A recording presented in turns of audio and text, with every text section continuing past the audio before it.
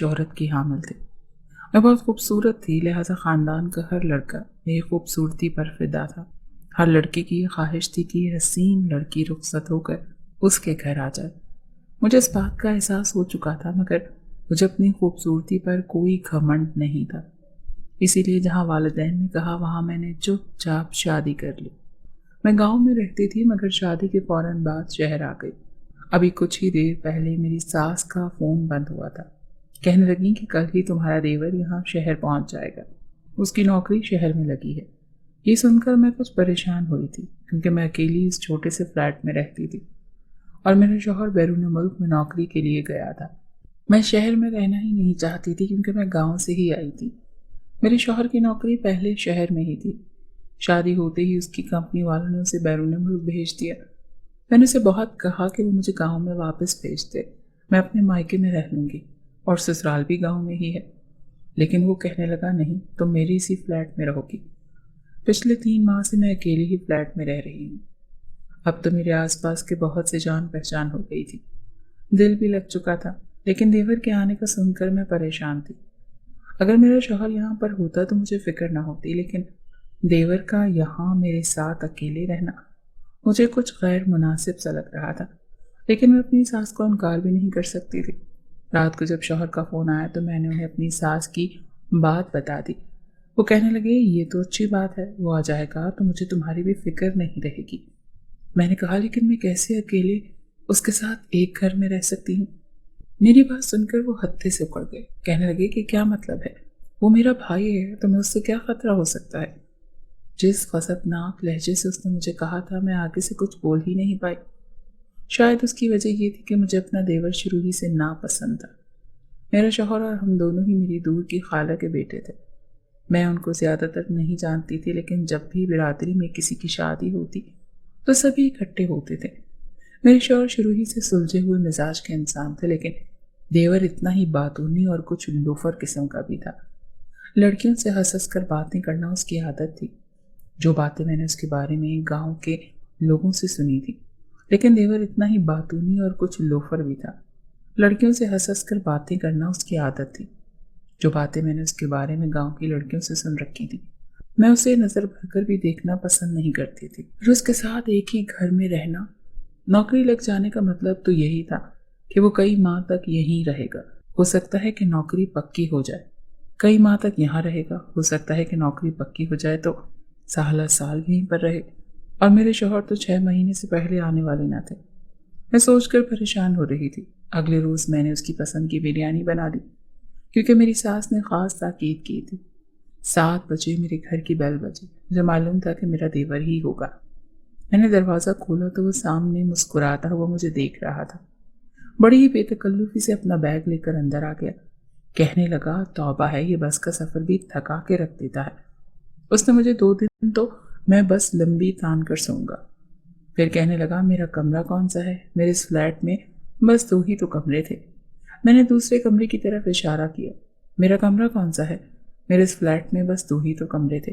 मैंने दूसरे कमरे की तरफ इशारा कर दिया। इस कमरे में ज़्यादा फर्नीचर ना था। उसे मैंने ड्राइंग रूम के तौर पर सेट किया था। उसने एक नज़र कमरे का जायज़ा लिया और कहने लगा कि मैं यहाँ नहीं रह सकता। ऐसा करो, तुम यहाँ पर सो जाना, मुझे तो बेड पर ही नींद आती है। ये कहकर वो बड़े आराम से मेरे कमरे में चला गया। मैं उसे हैरत से देखती रह गई। इस वक्त मैं उससे लड़ाई करने के बिल्कुल भी मूड में नहीं थी कि क्या सोचेगा कि भाभी ने आते ही बहस शुरू कर दी। वो मुझसे बस 2 साल ही तो छोटा था, लेकिन दिखने में जाहिर है अपने कद काट की बदौलत मुझसे बड़ा ही लगता था। मैंने खाना गर्म किया, तब तक वो नहा धोकर आ गया। बिरयानी देखकर खुश भी हो गया। कहने लगा, बहुत जायका है तुम्हारे हाथ में। मैं तो खैर पहली दफ़ा ही खा रहा हूँ, क्योंकि शादी के फौरन बाद तो तुम शहर आ गई थी। ये कहने के बाद कहने लगा कि तुम्हारे लिए तोहफा लाया हूँ, चलो आओ तुम्हें दिखाता हूँ। बड़ी बेतकल्लुफ़ी से उसने मेरा हाथ पकड़ा और मुझे कमरे में ले गया। मैंने गुस्से से कहा, मेरा हाथ छोड़ो। कहने लगा, पहले तुम्हें तोहफा तो दिखा दूँ। फिर उसने मुझे एक फैंसी सूट दिया और कहने लगा, ये मैंने तुम्हारे लिए लिया है। मैंने वो रख लिया, लेकिन जिस किस्म का वो लड़का था, मैंने यही सोचा था कि मुझे इससे दूर ही रहना चाहिए। लेकिन मैं नहीं जानती थी कि मैंने अपनी ज़िंदगी को किस अजाब में मुब्तला कर लिया है। रात को देवर मेरे कमरे में ही सोया और मुझे ही ड्राइंग रूम के सोफे पर लेटना पड़ा। मैंने सोचा तो यही था कि अगले रोज उसे कह दूंगी कि मुझे अपने कमरे की आदत है। अगर उसे मुश्किल है तो वो सोफे लाउंज में रखकर ड्राइंग रूम को ही कमरा बना ले। न जाने उसने कब तक रहना था, लेकिन सुबह जब मैं उठकर बाहर आई तो वो जा चुका था। लेकिन दोपहर को ही वो बड़ा खुशी खुशी घर में दाखिल हुआ। कहने लगा, मेरी नौकरी पक्की हो गई है, कल ज्वाइन कर लूंगा। ये कहकर वो बड़े बेढंगे अंदाज से लाउंज में बैठा था और सामने रखे टेबल पर उसने अपने पांव रख दिए और कहने लगा, ओफ, थक गया हूँ, मुझे एक कप चाय बना दो। मैं उसकी बड़ी भाभी थी, लेकिन आप जनाब का कोई भी तकल्लुफ उसने बरता ही नहीं था। मैंने उसे चाय बनाकर दे दी और कहा कि मुझे अपने कमरे की आदत है, इसीलिए वो ड्राइंग रूम को अपना कमरा बना ले। लेकिन मैं नहीं जानती थी कि मेरी इस बात का इस तरह का जवाब भी दे सकता है। कहने लगा कि अगर तुम चाहो तो हम एक ही कमरा एडजस्ट कर सकते हैं। ये सुनकर मेरा दिमाग खुल गया। मैंने गुस्से से उसे देखा तो वो हंसने लगा, कहने लगा मजाक कर रहा था। मैं उठकर किचन में जाने लगी तो मुझे कहने लगा, वैसे तुम गुस्से में भी बहुत खूबसूरत लगती हो। मैं जानती थी वो इस किस्म की बातों का आदी है, चाहे सामने वाला उसकी ऐसी बातों से जिच ही क्यों ना हो रहा हो, वो बास नहीं आता था। मैं रात का खाना बना रही थी और वो लाउंज में बैठा टीवी देख रहा था। लेकिन जिस किस्म की वो इंग्लिश मूवी देख रहा था, सारी आवाज़ें मुझे किचन के अंदर सुनाई दे रही थी। उसकी वाहियाती और बेहूदगी पर मेरा जी चाहा कि उसे खरी खरी सुना दूं कि उसे तमीज़ नहीं थी। घर में एक भाभी भी मौजूद है। रात का खाना बनाकर ही मैं अपने कमरे में चली गई। कमरे का हशर देखा तो मेरा सर खरी खरी सुना दूं कि उसे तमीज़ नहीं थी। घर में एक भाभी भी मौजूद है। रात का खाना बनाकर ही अपने कमरे में चली गई। कमरे का हशर देखा तो मेरा सर पीटने को दिल चाहा। पूरे कमरे में उसके कपड़े मेरे कमरे में बिखरे पड़े थे, कहीं तौलिया, कहीं जूते, कहीं मोजे। मैं जितनी नफासत पसंद थी वो उतना ही बेतरतीब किस्म का इंसान था। मैंने उसके सारे कपड़े उठाए और मशीन में डाले, उसका बैग बंद किया और लाउंज में रख दिया।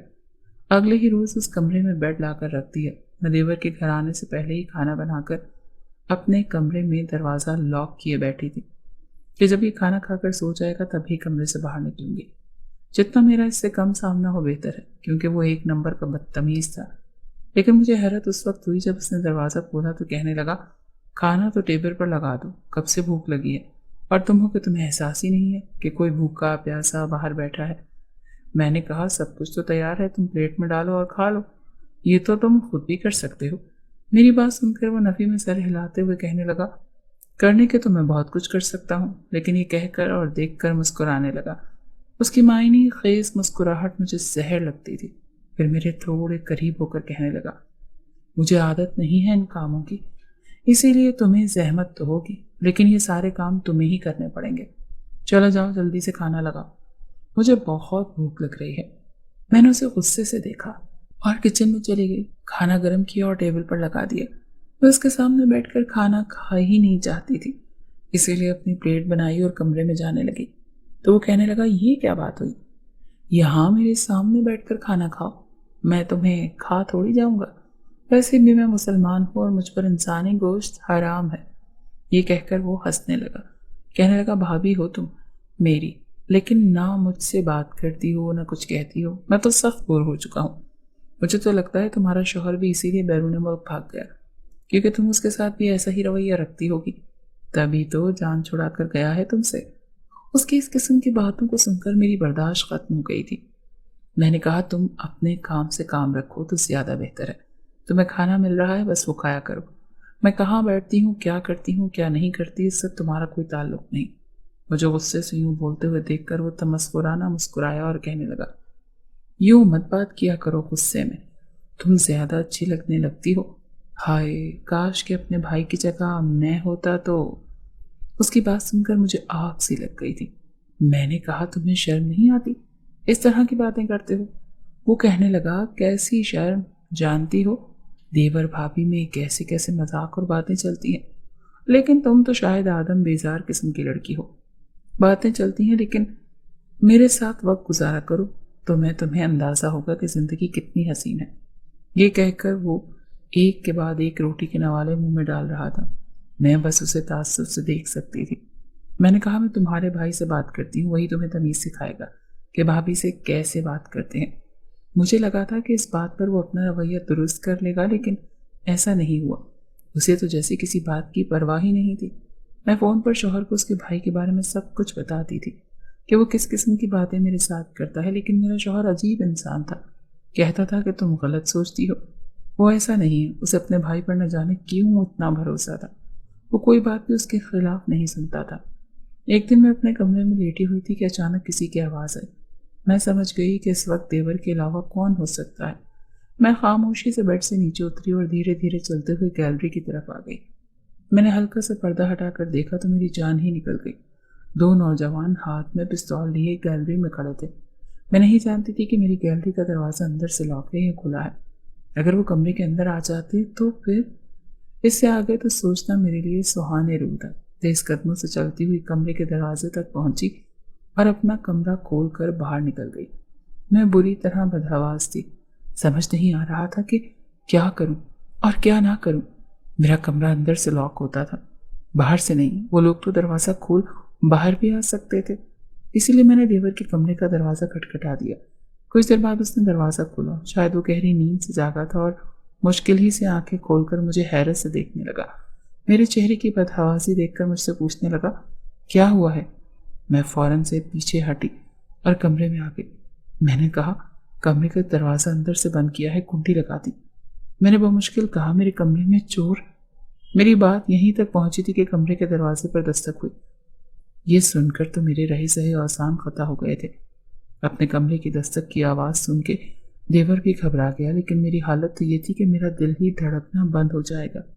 میں نہیں جانتی تھی کہ خوف کے مارے کیسے، لیکن میں اس کے سینے سے لگ گئی اور اس کی کمر کو دونوں ہاتھوں سے جکڑ لیا۔ میں نے کہا، باہر چور ہیں، یہ لوگ میرے کمرے میں تھے۔ مجھے ڈر لگ رہا تھا، خوف کے مارے مجھے لگ رہا تھا کہ شاید میری جان ہی نکل جائے گی۔ مجھے اپنی اس غلطی کا بالکل بھی احساس نہ تھا۔ شاید میں بے حد خوف زدہ ہو چکی تھی۔ کمرے میں دوبارہ سے دستک ہونے لگی۔ باہر جو بھی تھا وہ کہنے لگا، دروازہ کھولو۔ میں نے اپنے دیور سے کہا، دروازہ نہ کھولنا، یہ ہم دونوں کو مار ڈالیں گے۔ میں نے ان کے ہاتھوں میں پستول دیکھا ہے۔ میں اس کے پہلو سے لگی یہ سب کہہ رہی تھی۔ وہ مجھے کہنے لگا، تم پریشان مت ہو۔ یہ ڈری سہمی ہوئی تھی۔ وہ مجھے اپنے ساتھ لگائے بیڈ تک لے آیا، پھر مجھے بیڈ پر بٹھایا، خود بھی میرے برابر میں بیٹھ گیا۔ کہنے لگا، ڈرو مت، میں ہوں نا۔ دروازے پر پھر سے دستک ہوئی۔ اس بار کرخت لہجے میں نوجوان نے کہا، دروازہ کھولو ورنہ ہم دروازہ توڑ دیں گے۔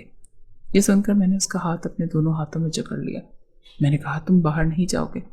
کہنے لگا، کھولو ورنہ ہم دروازہ توڑ دیں گے۔ وہ کہنے لگا، یہ میرا کچھ بھی بگاڑ نہیں سکتے، میرا ہاتھ چھوڑو۔ یہ کہہ کر اس نے اپنا ہاتھ میرے ہاتھ سے چھڑوایا۔ اس کے بعد اس نے ایک دراز سے پستول نکالی۔ یہ دیکھ کر تو میرا دل سینے میں جیسے تھم سا گیا۔ مجھے یہ ڈر لگنے لگا کہ کہیں وہ آپس میں دست و گریباں نہ ہو جائے، وہ لوگ اسے گولی ہی نہ مار دیں۔ فوراً سے اٹھ کر دیور کے پاس آ گئی۔ انہوں نے کہا، یہ تم کیا کہہ رہے ہو؟ کہنے لگا، میں کوئی بزدل تھوڑی ہوں، ان کا منہ توڑنا اچھے طریقے سے جانتا ہوں، بس تم کمرے سے باہر مت نکلنا۔ میں رونے لگی، اسے کہنے لگی، خدا کے لیے تم کہیں مت جاؤ، یہ نہ ہو کہ وہ تمہیں مار ڈالیں۔ وہ کہنے لگا، تم پریشان مت ہو، مجھے لڑنا بھی آتا ہے، اور یہ نہ ہو کہ وہ تمہیں مار ڈالیں۔ پھر مجھے باہر بحث کی اور چیخ و پکار کی آوازیں آنے لگی۔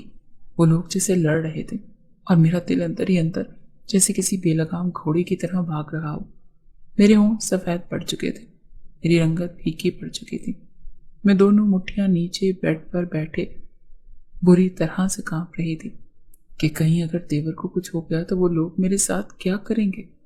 خوف کے مارے میری حالت غیر ہونے لگی تھی۔ مجھے لگا میرا دم گھٹ رہا ہے۔ میں نہیں جانتی تھی کب اور کیسے، لیکن میں ہوش کی دنیا سے غافل ہو چکی تھی۔ شاید خوف کے مارے میں بے ہوش ہو چکی تھی۔ میری آنکھ چڑیوں کے چہچہانے سے کھلی۔ یکدم ہی میں اٹھ کر بیٹھی تو دیکھا میرے دیور کے بستر پر لیٹی ہوئی ہوں۔ میرے بال بھی کھلے ہیں اور بکھرے ہوئے ہیں، لیکن میں اکیلی اس کے کمرے میں تھی۔ یکدم مجھے یہ سمجھ نہیں آئی کہ میں اس کے کمرے میں آئی کیسے، لیکن پھر رات کا گزرا ہوا وقت مجھے یاد آنے لگا۔ میرے ہوش اڑ گئے۔ مجھے تو یہ تک نہیں معلوم تھا کہ باہر ہوا کیا ہے۔ میں فوراً سے اس کے کمرے سے باہر آئی تو دیور صوفے پر بیٹھا سگریٹ پی رہا تھا۔ اس کے بازو میں پٹی بندھی ہوئی تھی اور سر پر بھی زخم کا نشان تھا۔ یہ دیکھ کر میں پاس گئی۔ میں نے کہا، تم یہاں اور وہ لوگ؟ کہنے لگا، ان کو پولیس نے پکڑ لیا ہے، وہ پولیس کی حراست میں ہے۔ یہ کہہ کر وہ مجھ سے نظریں چرانے لگا۔ میں نے کہا، تمہارے بازو پر کیا ہوا؟ وہ کہنے لگا، لڑائی کے دوران ان لوگوں نے مجھ پر گولی چلائی تھی، اسی لیے میں ہاسپٹل میں پٹی کروا کر آ گیا۔ تم شاید بے ہوش ہو گئی تھی، اسی لیے تمہیں کسی چیز کا پتہ نہیں۔ اپنے دیور کو میں جیسا سمجھتی تھی وہ ویسا نہیں تھا، اور اب تو کافی سنجیدہ ہو گیا تھا۔ مجھ سے زیادہ بات بھی نہیں کرتا، پتہ نہیں کیوں، لیکن وہ بہت زیادہ سگریٹ پینے لگا۔ میں اس کے سامنے کھانا رکھتی تو وہ کسی گہری سوچ میں گم رہتا۔ اس بات کو 1 مہینہ ہی گزرا تھا کہ میری طبیعت خراب سی ہونے لگی۔ مجھے میرا دیور ہی ڈاکٹر کے پاس لے گیا، لیکن میں ڈاکٹر کے کمرے میں اکیلی ہی گئی۔ اس نے چند ٹیسٹ لکھ کر دیے۔ اس کی رپورٹ فوراً سے آ گئی، لیکن جیسے ہی وہ رپورٹ آئی اس نے میرے ہوش اڑا دیے۔ وہ ڈاکٹر کہنے لگی میں حاملہ ہوں۔ یہ سن کر میں تو چکرا کر رہ گئی۔ اس کا مطلب اس دن میرے دیور نے میرے ساتھ، مگر کب اور کیسے؟ مجھے تو بالکل بھی یاد نہیں آ رہا تھا۔ میرا ذہن بالکل خالی تھا، میں سوچ سوچ کر پریشان تھی۔ اس نے میرے ساتھ ایسا کب کیا؟ کیونکہ نہ تو میں کسی نشہ آور دوا کو لے رہی تھی اور نہ ہی مجھے کوئی ایسا نشہ آور چیز اس نے کھلائی تھی۔ پھر میں حاملہ؟ مجھے یاد آنے لگا کہ جس دن ڈاکو آئے تھے میں بے ہوش ہو گئی تھی، اور اس کے بعد سے میرے دیور کا رویہ بھی بالکل بدل گیا۔ وہ کھویا کھویا سا رہنے لگا، سنجیدہ سا ہو گیا۔ کہیں اس رات اس نے میرے ساتھ؟ اس سوچ نے تو میرے حواس گم کیے۔ اس نے میری بے ہوشی کا ناجائز فائدہ اٹھایا، وہ بھی ایسے وقت میں۔ میں نے اپنے بہتے آنسو پہنچی اور ڈاکٹر کے کمرے سے باہر آ گئی۔ وہ سامنے بیٹھا مجھے دیکھ کر میرے پاس آ گیا اور کہنے لگا، کیا ہوا؟ ڈاکٹر کیا کہہ رہی ہے؟ میں نے اسے کیا جواب دیتی؟ میں نے اسے کچھ نہیں کہا۔ کہیں نہیں سوچا کہ گھر جا کر اس سے پوچھوں گی کہ اس نے میرے ساتھ ایسا کیوں کیا۔ میں اس کے بھائی کی بیوی تھی، اسے شرم آنی چاہیے تھی۔ ایسا سب کچھ کرتے رہے، لیکن گھر جا کر تو میرے ہوش اڑ گئے۔ سامنے میرے شوہر کھڑے تھے، مسکرا رہے تھے، کہنے لگے کیسا لگا میرا سرپرائز؟ دیکھ کر تو میرا دل دھک سے رہ گیا، لیکن میں نے دیکھا کہ میرا دیور بھی اپنے بھائی کو دیکھ کر پریشان ہو گیا۔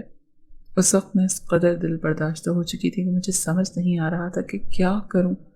میں اپنے شوہر کے ساتھ لگ کر رونے لگی کہ انہیں کیسے بتاؤں کہ ان کے بھائی نے مجھے برباد کر دیا۔ میں تو مشکل وقت میں اس کے پاس اس لیے گئی تھی کہ مجھے لگا تھا کہ وہ مجھے پناہ دے گا، لیکن میں نہیں جانتی تھی کہ وہ مجھے برباد کر کے رکھ دے گا۔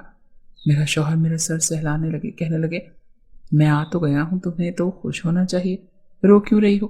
تھوڑی دیر میں میرا دیور بھی میرے شوہر کے قریب آ گیا، لیکن اس کے بعد جو حرکت اس نے کی میں دنگ سی رہ گئی۔ اس نے میرا بازو پکڑا اور ایک جھٹکے سے مجھے الگ کیا۔ یہ دیکھ کر میرے شوہر بھی حیران تھے۔ مجھے کہنے لگا دور رہو اس سے۔ میرے دیور کا لہجہ بے حد سخت تھا، اس کے ماتھے پر تیوری چڑھی ہوئی تھی۔ کہنے لگے یہ کیا بدتمیزی ہے جو تم کر رہے ہو؟ اس کے بعد جو انکشاف میرے دیور نے کیا، میرے تو پیروں تلے سے زمین نکل گئی۔